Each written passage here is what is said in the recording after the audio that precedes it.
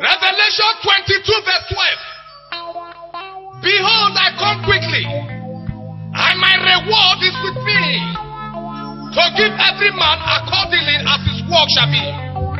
Hear me. The primary assignment as a Christian is soul winning. The church is an hospital for sinners and not a nightclub for saints. Jesus, oh my God.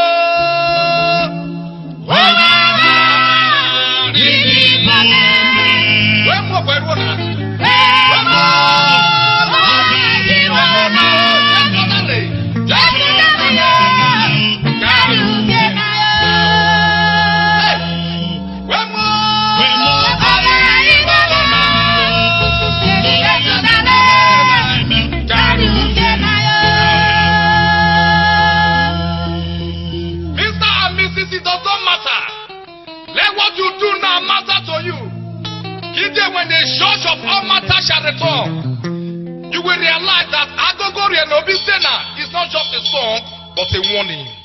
Kono Karu Viena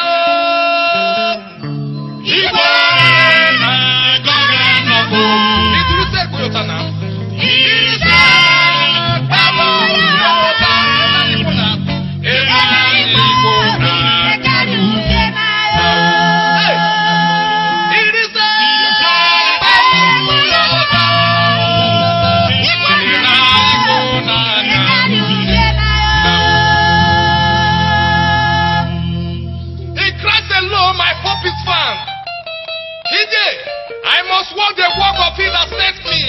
Why is day? Either the night cometh when no man shall walk.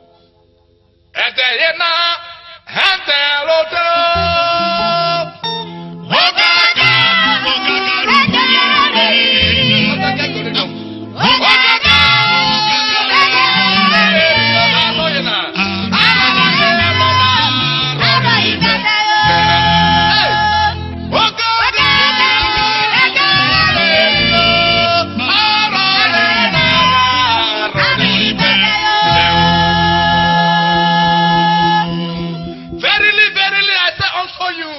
John 3:3. Except a man is born again, he cannot inherit the kingdom of God.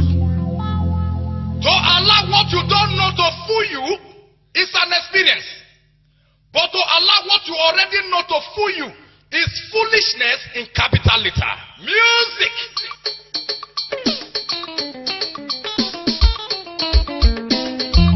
The second coming of Jesus